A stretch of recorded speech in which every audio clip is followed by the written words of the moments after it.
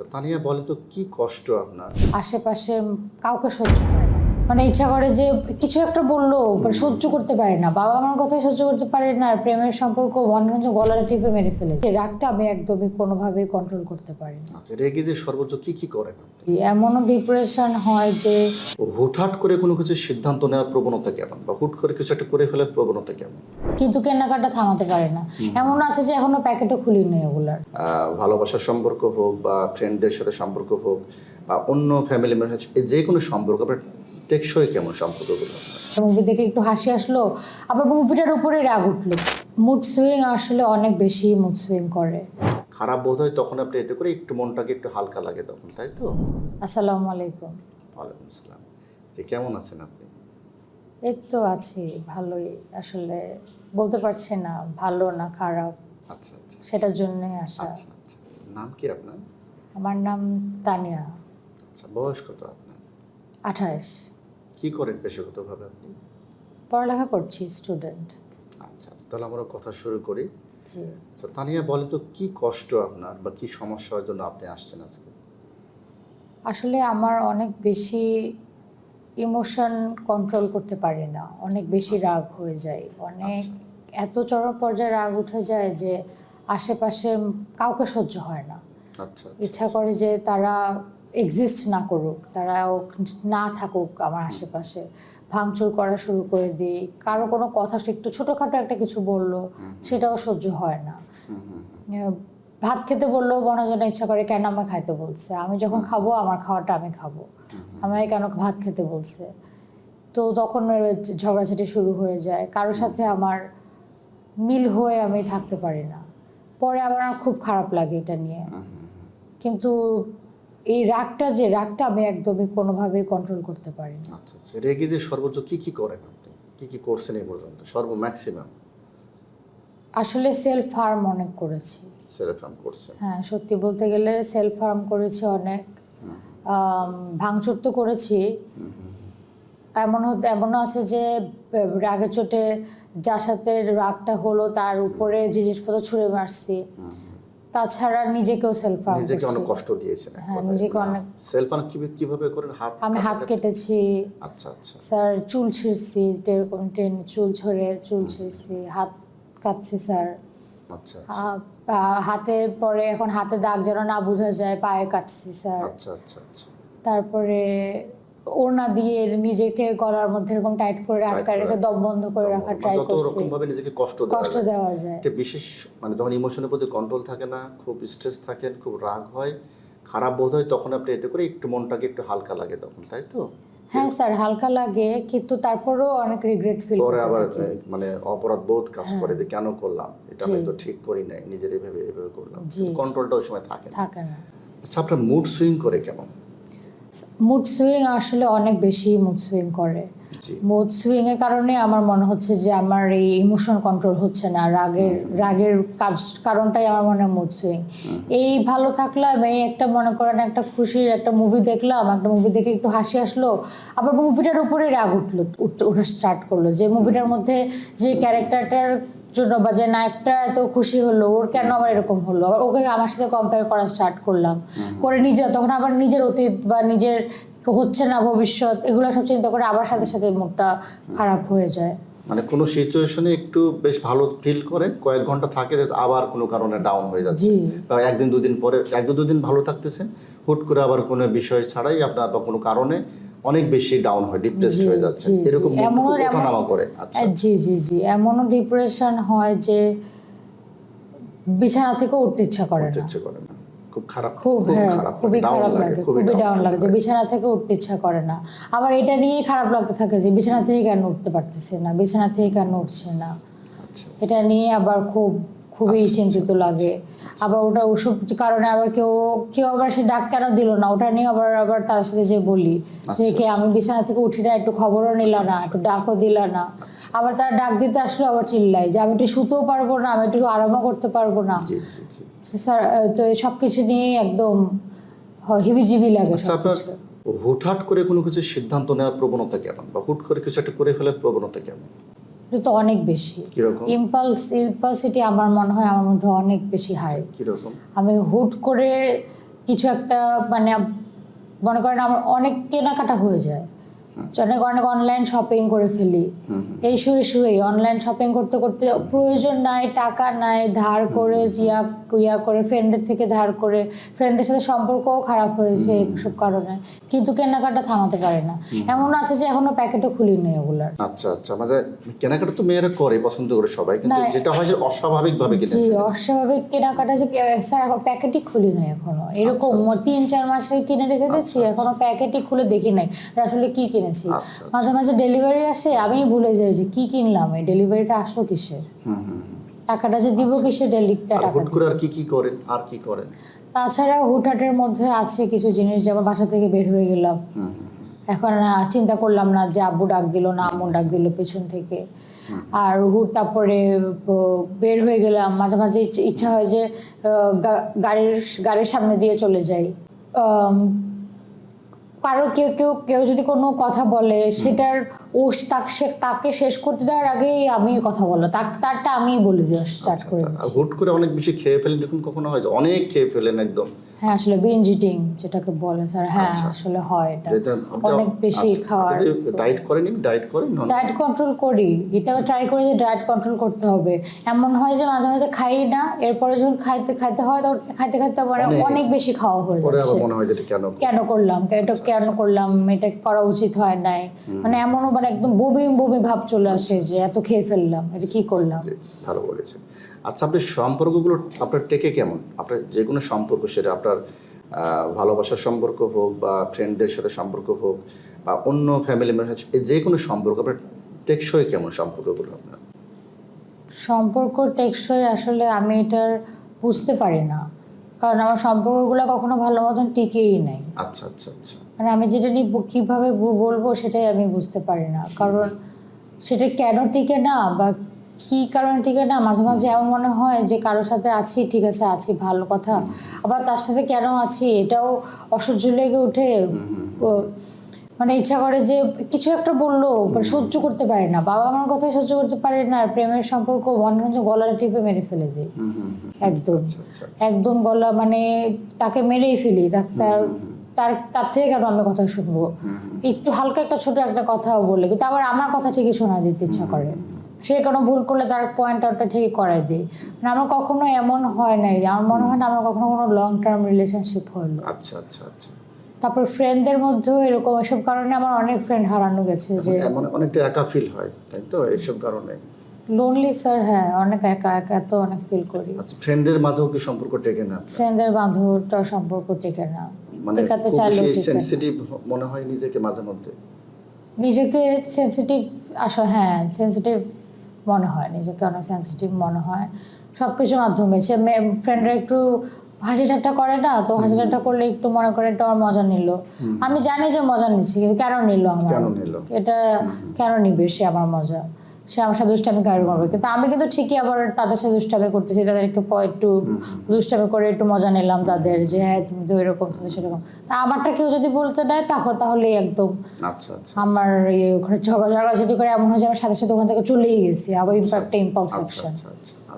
আচ্ছা, এমন হয়েছে আপনাদের আগের সম্পর্কগুলোতে যে আপনার তার প্রতি খুবই আপনি ডিপেন্ডেন্ট, যে ইমোশনাল হোক বা যেভাবে খুব নির্ভরশীল তার প্রতি, তাকে অনেক বেশি আপনি লাভ করেন বা তার প্রতি আবেগটা অনেক বেশি, পাশাপাশি তাকে আপনি শত্রু মনে হয় বা একটা বিরোধটা তার প্রতি একটা ফিল হয়, এটা ফিল হয়, এরকম ফিল হয় কিনা আপনার? জি স্যার, এক্স্যাক্টলি এরকমই ফিল হয় সব বেশিরভাগ সম্পর্কগুলোতে, স্পেশালি যখন লাভের সম্পর্ক হয়, যখন ভালোবাসা কোনো বয়ফ্রেন্ড যখন ছিল, তখন এক্স্যাক্টলি এমনই ফিল হলো স্যার, যে তাকে এতই লাভ করছি কিন্তু সাথে তাকে সহ্য করতে পারছি না, বললাম না যে একেবারে মানে ঘৃণা আর ভালোবাসার একটা মিক্সচার হয়ে গেল স্যার, যে আমি কি করব আমি বুঝতে পারি না। তখন এমন হয় যে ভালোবাসার লোড নিতে পারতেছে না তারা, এমনও তো হয় মাঝে মধ্যে, হতে পারে, মানে অনেক বেশি আবেগ দেখাচ্ছেন, এত বেশি মানে অ্যাটেনশন চাচ্ছেন, এত বেশি এই বিষয়গুলো, অনেক সময় কি এটা নিয়েও কি ঝামেলা হয়?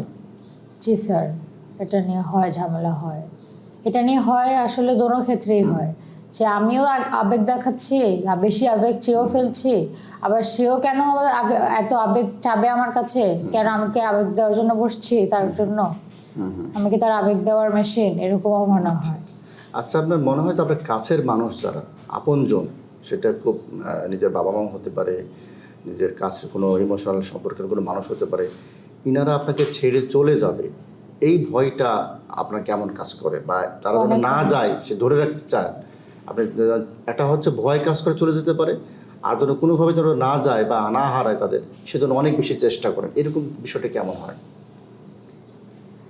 ভয় হয়, ভয় হয় যে আমাকে ছেড়ে হয়তো চলে যাবে, আমার এরকম বিহেভিয়ার, আমার এরকম হুটহাট, এত বেশি ইম্পালস আমার মধ্যে, ইম্পালসিভিটি এত বেশি কাজ করে, এত হুটহাট সব রাগ সব কিছু, সো এটা আমার মনে হয়। আর বাবা মার হারানো মনে হয় যেন যে অন্য কাউকে হারায় না হারায়, বাবা মা হারালে সব শেষ।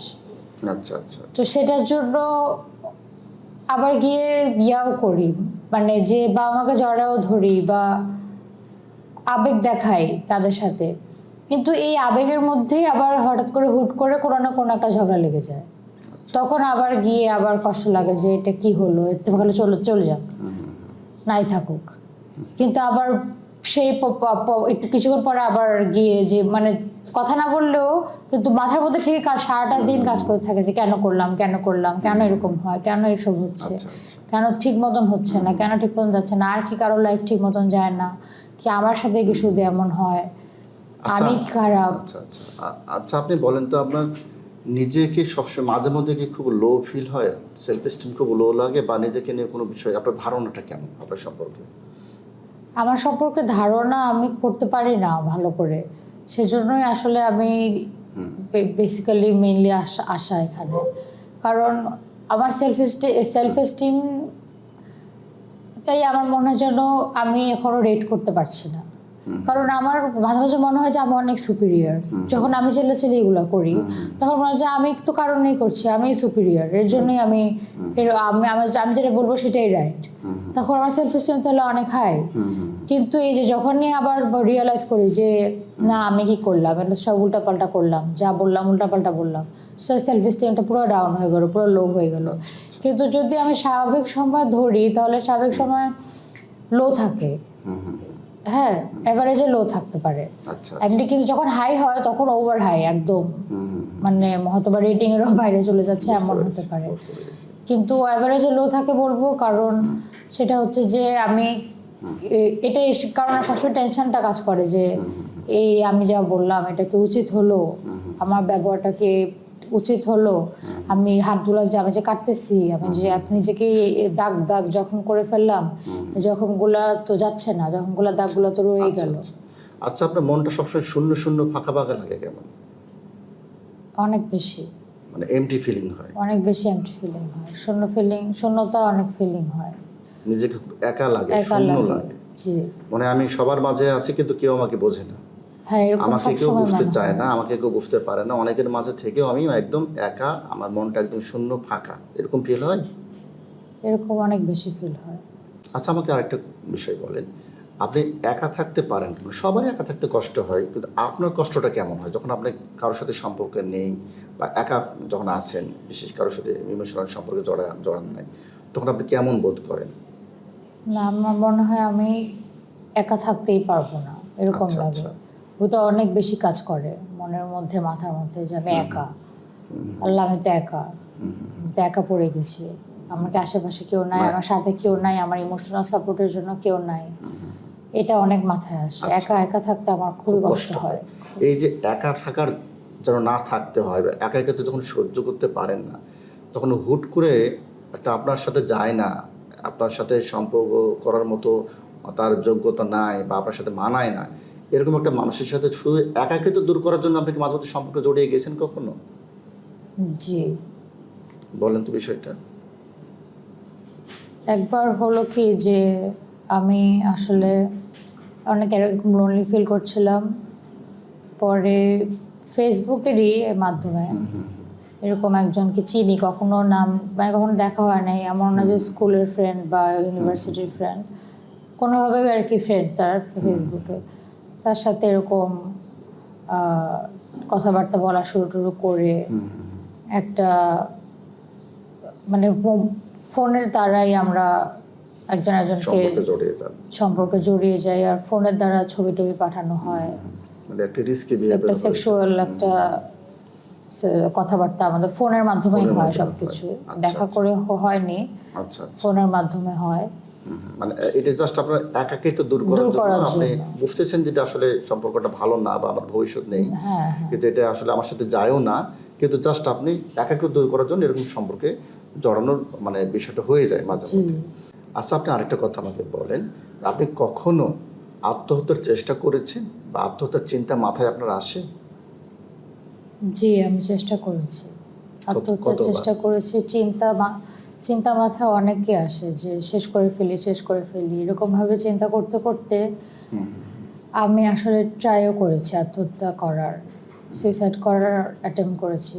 কয়বার করেছি হবে লাইফে আমি মনে হয় 4-5 বার এরকম। কিভাবে আপনি চেষ্টা করছেন? ফ্যানে ঝুলছি, ওড়নাকে বেঁধে ফ্যানে দিয়ে ট্রাই করেছি। সেই মোমেন্টে আমি যে রুম লক করি নাই আমি খেয়াল করি নাই, নাকি আসলে ইচ্ছা করে লক করে নাই তাও বলতে পারি না। ওই মোমেন্টেই ঢুকে গেছে আমার বোন।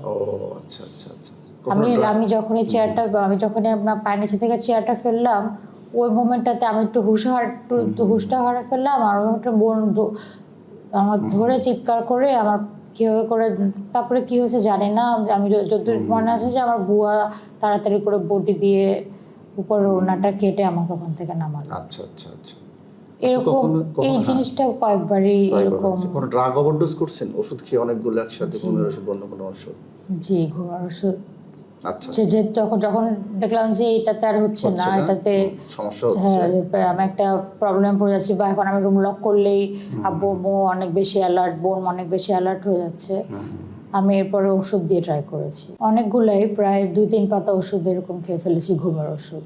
আর ঘুমের ওষুধ কি চিন্তাও করি নাই কিসের ওষুধ, আব্বুর হার্টের প্রবলেমের ওষুধ আছে, হ্যাঁ সব এরকম মিলাই ঝুলাই খেয়ে ফেলে তারপরে তো হুঁশ নাই, বমি করলাম, তো মরলাম না। এটাই আফসোস যে এত ট্রাই করলেও মরলাম না, বেঁচেই আছি। এখন তাহলে যদি না মরি, এই কষ্ট নিয়ে, এই রাগ নিয়ে, এত ধরনের মাথায় এত ধরনের নেগেটিভ থটস নিয়ে, তাহলে আমি কি করে আমি মানে এত অশান্তি নিয়ে কি করব আমি, এটাই বুঝে উঠতে পারছি না আসলে। বুঝতে পারছি তানি, আপনি অনেক কষ্টে আছেন, আপনি আসলে নিজের সাথে পেরে উঠতেছেন না, নিজের ইমোশনের সাথে পেরে উঠতেছেন না, আশেপাশের সিচুয়েশন আপনার সাথে মানে ম্যাচ করতেছে না, সব কিছু মিলে আপনি খুব একটা কষ্টের মধ্যে আছেন। বুঝতে পারছি, আপনি এতক্ষণ সুন্দর করে বললেন, সেজন্য আপনাকে অনেক ধন্যবাদ। আচ্ছা স্যার, এতক্ষণ যে শুনলেন আমার যা যা সমস্যাগুলো, এটা কি কোনো মানসিক সমস্যা, এটা কোনো মেন্টাল ডিসঅর্ডার, কোনো সাইকোলজিক্যাল প্রবলেম? জি, আপনি ভালো প্রশ্ন করেছেন। জি, এটা একটা মেন্টাল ডিসঅর্ডার, যেটাকে আমরা বলি বর্ডার লাইন পার্সোনালিটি ডিসঅর্ডার। এটা একটা ব্যক্তিত্বের অসুখ। যেমন ধরেন, আপনি একটা ব্যক্তি, আপনার একটা ব্যক্তিত্ব আছে, আরেকজন মানুষের আরেক রকম। এটার যখন ডিসঅর্ডার হয়, অসুখ হয়, সেটাকে আমরা বলি পার্সোনালিটি ডিসঅর্ডার। আপনারটা হচ্ছে বর্ডার লাইন পার্সোনালিটি ডিসঅর্ডার। এটা একটি মানসিক রোগ, ডিসঅর্ডার, যেটা চিকিৎসা করলে ভালো হওয়া সম্ভব। এটার কেমন চিকিৎসা হতে পারে? যে এইটার চিকিৎসা মূলত 2 ধরনের। প্রধান চিকিৎসা হচ্ছে কাউন্সেলিং বা সাইকোথেরাপি। সেখানে ডিবিটি, সিবিটি এরকম বিভিন্ন রকম কাউন্সেলিং বা সাইকোথেরাপি দেওয়া হয়। একটু লম্বা সেশন লাগে, ফলো আপে থাকতে হয়। আর দ্বিতীয় চিকিৎসাটা হচ্ছে সেটা মেডিসিন। সারা জীবনের জন্য প্রয়োজন হয় না। যখন একটা মানুষের খুব বেশি রাগ থাকে বা ইম্পালসিভ হয়, খুব বেশি ডাউন বা ডিপ্রেশন ফিল করে, আত্মহত্যার চিন্তা অনেক বেশি আসে, এই সময়গুলোতে আমরা কিছু মেডিসিন দিয়ে থাকি, যেগুলো এই বিষয়গুলো কমাতে পারে। তারপর যখন আপনি রেমিশনে চলে যাবেন, সিমটমগুলো থাকবে না, তারপর একটা নির্দিষ্ট সময়ের পরে ওষুধগুলো আমরা আস্তে আস্তে বন্ধ করে দিই। কিন্তু কাউন্সেলিংটা সাধারণত একটু বেশি দিন নিতে হয়, কারণ এটা যদি ব্যক্তিত্বের অসুখ, 18 বছরের পরে একটা মানুষের ব্যক্তিত্ব কিছুটা ফিক্স হয়ে যায়। সেজন্য এটা যদি আমরা পরিবর্তন করতে চাই, একটু পরিশ্রম করতে হবে, আপনাকেও কাউন্সেলিংয়ে আসতে হবে এবং নিয়মিত ফলো আপ করতে হবে। পাশাপাশি যে আমি কয়েকটা ওষুধ লিখে দেবো, সেই ওষুধগুলো আপনি নিয়মিত সেবন করবেন। তারপরে 3 থেকে 4 সপ্তাহ পরে ওষুধ চলা অবস্থায় কাউন্সিলিং চলা অবস্থায় আপনি আমার সাথে দেখা করবেন। স্যার এই চিকিৎসা যে বলছেন, চিকিৎসাগুলো নিলে কি আমি আদৌ ভালো হব? আশা করি অবশ্যই ভালো হবে। এই চিকিৎসা নিলে আপনি ভালো থাকা যায়। গবেষণায় দেখা যায় যারা ঠিকমতো চিকিৎসা নেয় তাদের প্রায় 50% পেশেন্ট এই সমস্যায় যারা ভুগে থাকেন 2 বছরের মধ্যেই অনেকটাই ভালো হয়ে যায়। আর যারা বাকি থাকেন তারাও একটা নির্দিষ্ট কয়েক বছর পরে সমস্যা থেকে অনেকটাই বের হয়ে আসতে পারে যদি ঠিকমতো ফলো আপে থাকেন, কিছু ওষুধ এবং যদি কাউন্সিলিং আপনি কন্টিনিউ করেন। আশা করা যায় এখান থেকে একটু সময় লাগে, কারণ এই বিষয়টা একটু লং লেন্থ চিকিৎসার প্রসেসটা আর কি। যদি ঠিকমতো চিকিৎসাটা নেন আমি আশাবাদী এখান থেকে আপনি অবশ্যই বের হতে পারবেন। আচ্ছা ঠিক আছে স্যার, তাহলে আমি ফলো আপ করবো। জি, আমি আশায় আছি যে আপনি আমাকে হেল্প করবেন, অবশ্যই ইনশাআল্লাহ। আমি যেন ঠিক হতে পারি। জি, তাহলে আমি ওষুধ কয়েকটা লিখে দিচ্ছি, আপনি খাওয়া শুরু করেন, আবার দেখা হবে ইনশাআল্লাহ। ইনশাল্লাহ স্যার, আসসালামু আলাইকুম। ভালো থাকবেন। প্রিয় দর্শক, এতক্ষণ যার সাথে কথা বললাম উনি একজন ডামি পেশেন্ট। গোপনীয়তা রক্ষার্থে আমরা একজন ডামি পেশেন্টের সাথে কথা বললাম। ওনার সমস্যা শুনলাম এবং বুঝলাম উনি বর্ডারলাইন পার্সোনালিটি ডিসঅর্ডারে ভুগছেন। এটি খুব একটা কমন অসুখ, মেন্টাল ডিসঅর্ডার। এটি সাধারণত টিনেজ বা একটু আগে থেকে শুরু হতে পারে। ছেলেদের তুলনায় এই অসুখ মেয়েদের অনেক বেশি, প্রায় দ্বিগুণ বলা হয়ে থাকে। এই যে তানিয়ার যে সিমটমগুলো এতক্ষণ শুনলেন, এর এক বা একাধিক লক্ষণ যদি আপনার মধ্যে থাকে বা আপনার আশেপাশের মানুষের কারোর মধ্যে থাকে, তাহলে আপনার এই অসুখটি আছে কি না তা যাচাই করার জন্য একজন মনোরোগ বিশেষজ্ঞের সাথে পরামর্শ করেন। দ্রুত রোগ নির্ণয় হওয়ার পরে যদি ঠিকমতো ওষুধ সেবন করা যায় এবং পাশাপাশি কাউন্সিলিং নেওয়া যায়, তাহলে এই অসুখের আউটকাম খুব ভালো হয়।